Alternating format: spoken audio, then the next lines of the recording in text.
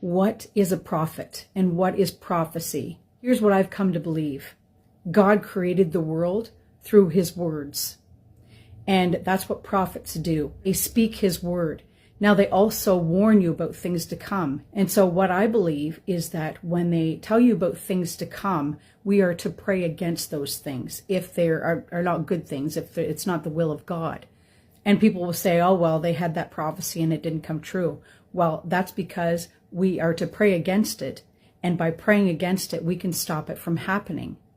Now, there are false prophets, of course, and so we have to be aware of them. And we have to use discernment. But prophecy is not a big mystery. I know there's a lot of Christians who don't follow prophets. They don't want to follow prophets. They don't believe in prophets, or they don't think they should have anything to do with prophets. However, I'm going to show you that that's not biblical. A lot of prophets give us hope and encouragement for the future.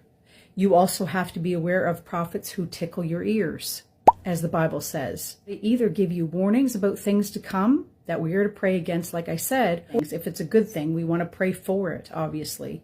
So people will say he or she prophesied. They're speaking things into existence just like God did. So it's not some mystery. It's not anything to be afraid of. The devil has mediums and psychics, and God has prophets. I recently did a video about mediums and psychics. Deuteronomy chapter 18 verses 10 to 12 says, "Let no one be found among you who sacrifices their son or daughter in the fire, who practices divination or sorcery, interprets omens, engages in witchcraft or casts spells, or who is a medium or spiritist, or who consults the dead." So the Bible clearly says we are not supposed to engage in any of this. But here's what the Bible says about prophets. And these are just a couple of scriptures that I'm going to share with you.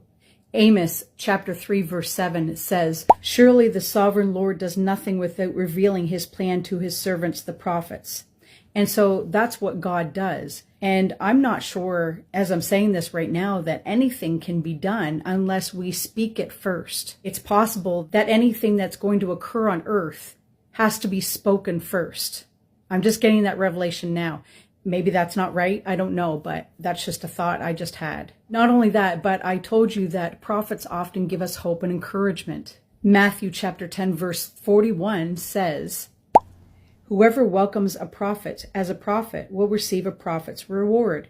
So if you welcome a prophet, if you follow a prophet, if you believe in the prophet, and of course, if you support a prophet, if you donate to a prophet, and you receive what they're saying, you will receive a prophet's reward. If any of you were on the fence about prophets, I hope this helped a little bit.